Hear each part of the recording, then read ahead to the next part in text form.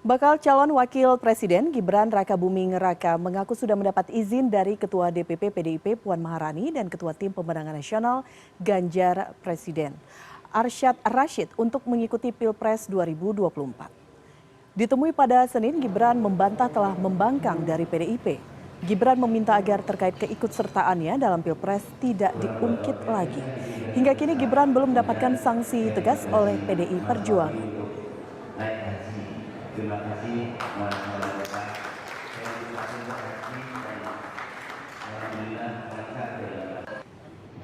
teman-teman media, kan saya sudah berkali-kali bilang, kira-kira 2 minggu yang lalu saya sudah ketemu Mbak Puan dan Pak Arsyad. Beliau berdua sudah memberikan saya izin untuk ikut berkompetisi. Itu ya. Kenapa? Nggak perlu saya ulang-ulangi lagi. Kenapa tidak mengembalikan tekad? Presiden Joko Widodo makan siang bersama 3 bakal calon presiden yakni Prabowo Subianto, Ganjar Pranowo, dan Anies Baswedan di Istana Merdeka Jakarta Senin siang. Presiden Joko Widodo dan ketiga baca pres Ganjar Prabowo dan juga Anies menggunakan kemeja batik.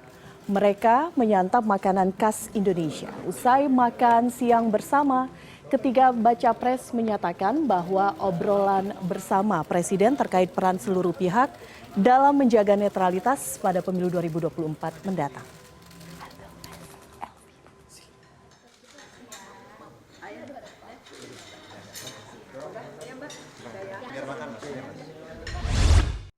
Dan untuk pertama kalinya, 3 bakal calon presiden pemilu 2024 muncul bersamaan di Istana Merdeka.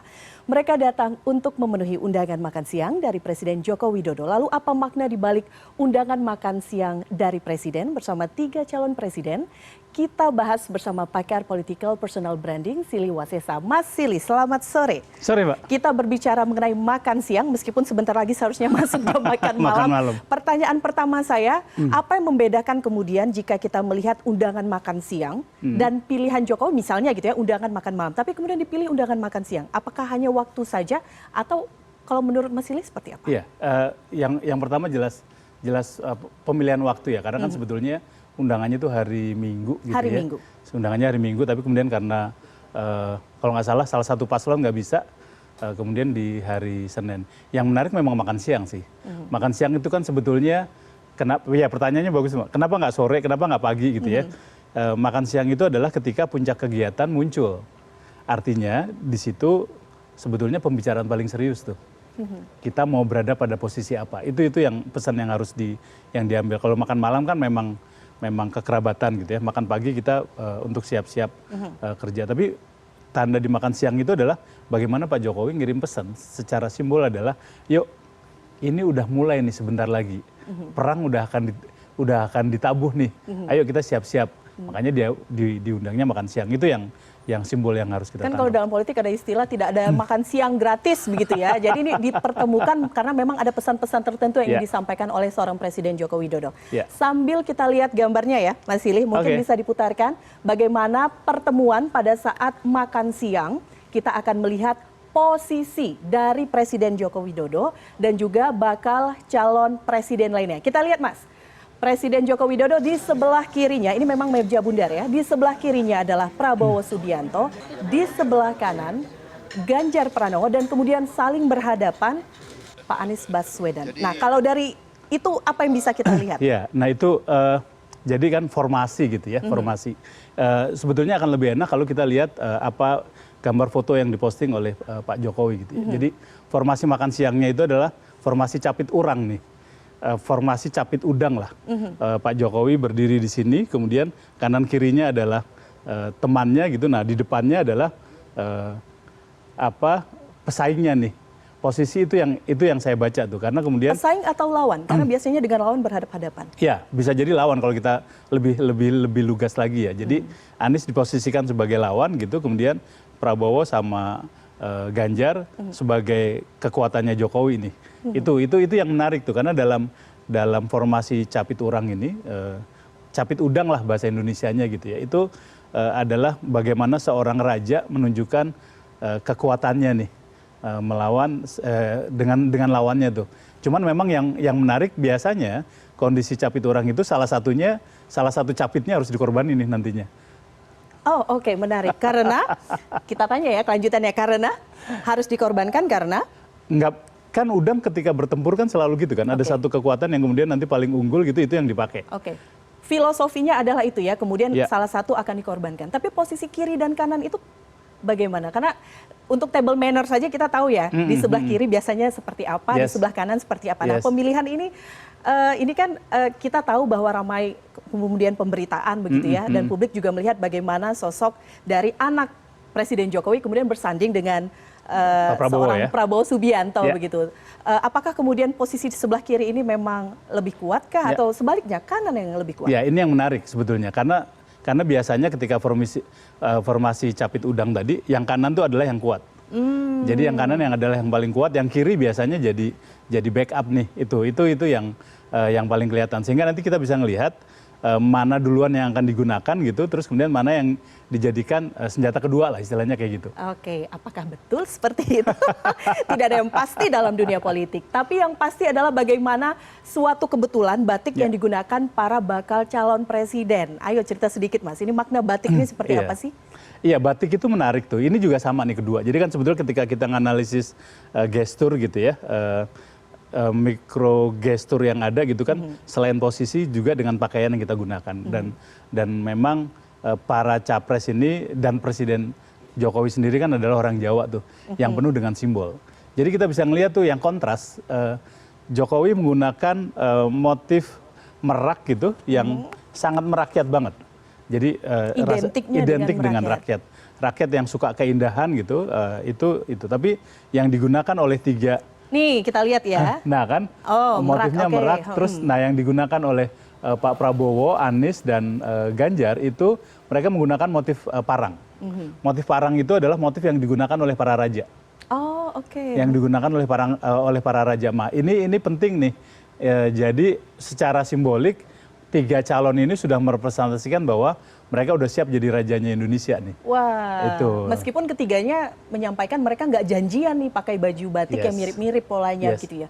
Yes, mereka nggak janjian. Jadi pemilihan baju itu sendiri sebenarnya bukan tanpa alasan, tapi memang sudah tersirat pemilihan, apalagi kalau batik motif itu banyak merepresentasikan banyak hal begitu ya Mas Silih? Ya, ini masing-masing sudah punya simbol sendiri. Masing-masing sudah punya simbol sendiri gitu. Kalau kita ngelihat yang digunakan oleh Ganjar, istilahnya tuh parang klitik, parang yang motifnya kecil-kecil gitu. Itu biasanya memang digunakan oleh para raja yang akan melakukan, ada dua, biasanya digunakan oleh putri raja atau digunakan oleh raja yang sedang menghadap ke Allah gitu ya, ke Tuhan gitu, meminta restu dari Yang Maha Kuasa. Itu yang penting. Kalau parang barong memang digunakan oleh para raja-raja. Itu yang digunakan oleh Anies dan Prabowo. Cuman bedanya Prabowo mungkin karena memang pengen ngambil Gen Y sama Gen Z, itu parangnya tuh bukan parang modern lah kita bilang. Parang modern nunjukin bahwa oke, saya raja yang bisa mendobrak kekakuan penggunaan batik nih. Oke, baik. Tidak hanya sampai di situ, pilihan menu itu biasanya menampilkan apa, representasi sebagai apa? Karena ada nasi putih, ada soto Lamongan, kemudian ada ayam kodok, sapi lada hitam, bebek panggang, banyak, cumi goreng, udang goreng telur asin, kailan. Nah ini kan menu Indonesia, begitu ya. Memang kita tahu Pak Jokowi memang hobi untuk menyantap menu-menu Indonesia. Tapi pilihan menu ini sendiri kalau menurut Mas Silih? Saya lebih tertarik itu sih. Siapa yang ngomongin menunya? Siapa yang ngomongin makanannya gitu ya? Dan satu-satunya capres yang bicara itu cuma Pak Prabowo.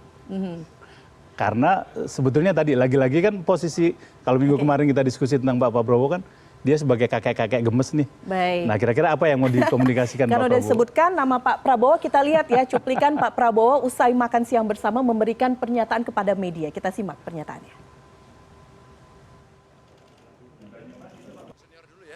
Prabowo dulu lah. Jadi kita baru saja diundang makan oleh Bapak Presiden, ya. Dan lumayan tadi ya makannya. Saya makan banyak sih. Ada soto tadi ya, soto, lontong, cumi-cumi, Sayur juga. sayur, lumayan. Jadi bagus ya, kita juga dalam suasana yang akrab. Dan tadi kami juga ucapkan terima kasih diundang. Kalau nggak diundang kita jarang bisa kumpul ya. Kayak begitu. Itu tadi disampaikan Mas Silih, Pak Prabowo mengomentari menu. Tapi yang kita lihat juga secara di awal tadi sempat kepotong sedikit, bagaimana seorang Ganjar Pranowo kemudian ngecek mic terlebih dahulu, kemudian mempersilahkan Pak Prabowo untuk bicara, memulai pernyataan kepada media. Ini Anda melihat relasinya seperti apa Ganjar dan Prabowo, dan statement Pak Prabowo cukup singkat padat. Iya. Ya, pertama dengan Ganjar ya, bagaimana dia ngecek mic. Saya pikir itu sebuah tindakan yang sangat santun gitu, bagaimana dia sebelum mempersilahkan dia duluan yang di depan gitu, untuk nyiapin buat Pak Prabowo gitu. Kita nggak usah mengartikan bahwa keberadaan Ganjar mempersiapkan Pak Prabowo gitu, nggak usah diartiin itu. Tapi saya lihat itu memang sikap santunnya Ganjar, seorang Ganjar ketika dia berteman dengan yang lain lah. Bahkan ketika berkompetisi itu dibangun dengan sangat santun itu. Nah, yang kedua Pak Prabowo nih yang menarik memang karena kan positioningnya Pak Prabowo seperti waktu itu kita diskusi kan kakek-kakek gemes nih, yang anak-anak generasi Gen Y sama Gen Z sebagai pemilih terbesar sekitar 52-53% gitu, itu anak-anak yang sekarang sukanya kulineran. Jadi ketika bicara ketemu dengan istana, ketemu dengan presiden gitu, yang diomongin apa, yang menarik apa? Yang menarik tentang kuliner. Makanannya apa sih gitu. Ketimbang kemudian kita ngomongin hal yang serius. Iya, bangsa ini Pak Prabowo mengambil posisi itu tuh.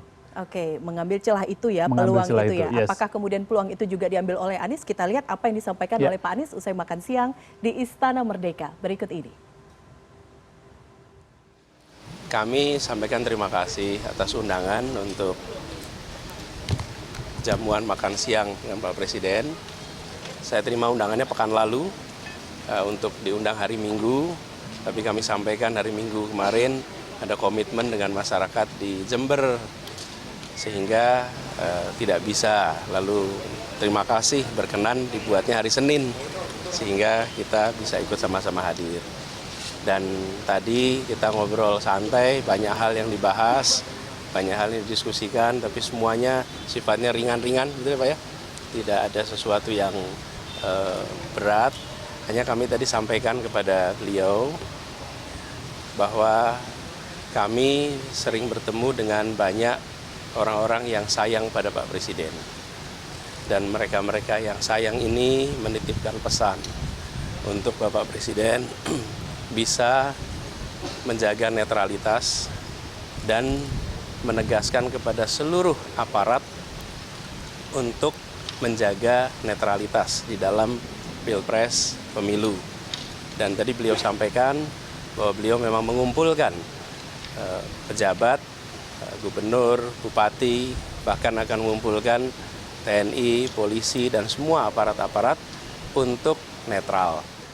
Menarik Pak Anies ya, menyentil mengenai isu netralitas aparatur negara, tidak menggunakan kata saya, tapi dia dititipkan pesan oleh masyarakat gitu. Dan gaya ketika Pak Anies berbicara ini kan pas di tengah, kalau tadi Anda melihat ya ada mic beberapa pas di tengah, kalau Pak Prabowo tadi agak samping. Ini Pak Anies mengambil tempat pas di tengah. Apa yang bisa kita lihat dari ini? Pertama kita lihat, kan tadi kita udah ngomongin batik tuh. Itu batik yang digunakan oleh Anies adalah batik yang digunakan pada saat menghadap Presiden Jokowi ketika Anies terpilih menjadi Gubernur DKI. Itu kan yang menarik kalau kita lihat batiknya gitu ya. Itu yang dipakai. Bahkan kita tidak ingat itu Mas Silih. Ini batik yang sama berarti, motifnya itu batik, mirip. motifnya ya, itu jadi batik Parang Barong. Parang Barong yang menunjukkan yang memang untuk raja gitu. Jadi kalau ngelihat posisi yang dibangun oleh Anies dan mungkin diposisikan sama Pak Jokowi juga gitu ya. Kemudian dia memang pada posisi yang saya siap untuk bertarung.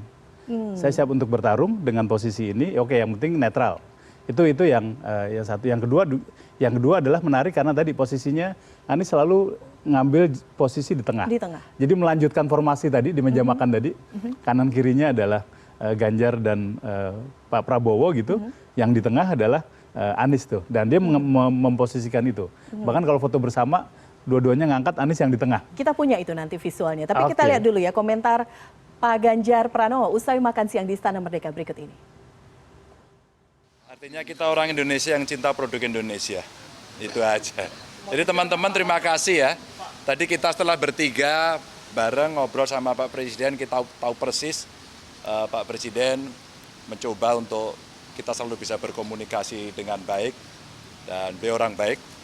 Insya Allah juga akan mendukung sistem demokrasi yang baik, dan mudah-mudahan tadi yang disampaikan oleh beliau-beliau juga insya Allah akan bisa dilaksanakan.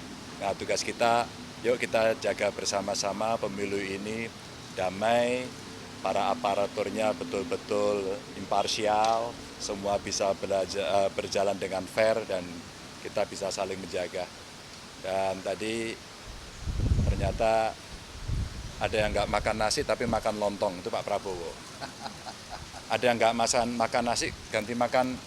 Udah makan nasi, nggak ada nasi. Nggak ada nasinya tadi. Biasanya bawa porang. Saya yang makan nasi banyak tadi sama Pak Presiden itu, dan makanannya enak. Itu. Yang makan nasi banyak dan sama Presiden. Apa yang bisa kita lihat dari gaya Mas Ganjar ini, Mas? Ya itu posisi kita tahu semua bahwa Ganjar kan memang sangat dekat dengan Presiden gitu. Bahkan mungkin beberapa polanya juga mengikuti pola yang dilakukan oleh Presiden gitu. Jadi jelas tuh pernyataan Ganjar adalah ya saya penerusnya gitu. Saya yang paling dekat nih sama Pak Presiden. Cara makannya aja sama. Sangat firm dengan itu. Firm. Saya paling dekat sama Pak Jokowi. Karena kan yang terjadi memang sekarang kan sedang merebut suara Presiden nih, suara Jokowi. Yang tingkat kepuasannya sampai angka 73%, bahkan ada yang survei yang 83%, kan sekarang rebutan. Dan tadi pernyataan Ganjar jelas tuh, firm, saya dekat dengan Presiden, saya paling mirip. Yang lain nggak makan nasi, saya makan nasi. Pak Jokowi makannya banyak, saya makannya banyak. Itu yang pasti akan ketangkep oleh pendukung Ganjar berikutnya. Oke, karena pilihan kata itu pasti selalu mempunyai makna ya. Tidak hanya lisan saja, tapi memang ada pesan-pesan yang ingin disampaikan. Kita lihat visual terakhir, Mas Silih. Bagaimana ketiga bakal calon presiden menutup pertemuan tadi siang dengan bersama-sama mengangkat tangan. Nah, awalnya sih memang awak media yang meminta, ayo dong Pak, begitu ya. Tapi kita lihat bagaimana ketiganya kemudian bersama-sama mengangkat tangan. Di sebelah sana kepalan, Pak Prabowo kepalan, saya harus tunjukkan. Sementara Mas Ganjar jempol. Kemudian posisinya bertukar. Nah, salaman ya seperti ini. Oke, apa yang bisa kita baca dari gestur ketiga bakal calon presiden ini? Ya, jadi ini sih mereka masing-masing sudah punya positioning yang jelas gitu ya. Ganjar memposisikan selalu sebagai capres yang paling rileks. Karena sejak menjadi gubernur juga beliau sudah seperti itu kan, semua kebijakannya dilakukan dengan rileks tapi tepat sasaran gitu. Itu yang sekarang sedang dibangun oleh pada posisi ini gitu ya. Dia yang paling rileks, yang paling bicara, ayo kita fun aja ya, nggak usah segala macam gitu. Itu satu tuh. Yang kedua ya posisi Pak Prabowo, dia nggak bisa banyak hal nih. Nggak bisa berkutik banyak, artinya tidak ada yang bisa ditunjukkan kan, paling kepalan tuh. Nah kalau Anies, kalau kepalan tuh memang khas militer juga ya, karena background Pak Prabowo ya. Betul. Sebetulnya itu agak berkebalikan dengan positioning Pak Prabowo sebagai kakek-kakek gemes tuh. Ketika dia ngepel gini tuh citra yang udah citra tegang, garang yang udah lembut tuh malah bisa jadi balik lagi. Karena tuh. Di beberapa momen sebelumnya kita lihat bagaimana Pak Prabowo itu tadi ya menyampaikan citra seorang bapak gemes, seorang kakek gemes. Itu yang. Nah, Anies posisinya jelas, meneruskan posisi tadi, meneruskan capit orang tadi yang diteruskan. Iya, saya di tengah, yaudah saya yang paling siap untuk berlaga di era yang di pemilu 2024. Oke, baik, menarik sekali. Karena setelah pertemuan ini kita lihat bagaimana Pak Prabowo langsung meninggalkan keduanya, tidak lanjut gitu ya, sementara keduanya masih berada di sini dan masih menjawab pertanyaan dari awak media. Mas Silih Wasilsa, terima kasih sekali lagi. Sama-sama, Mbak. Analisisnya singkat, padat, tepat. Kita akan lihat bagaimana pertemuan-pertemuan bakal calon presiden selanjutnya, karena banyak sekali pasti pesan-pesan yang disampaikan dalam tiap pertemuan yang ada. Mas Silih, terima kasih sekali lagi sudah berbincang bersama kami di CNN Indonesia Newsroom.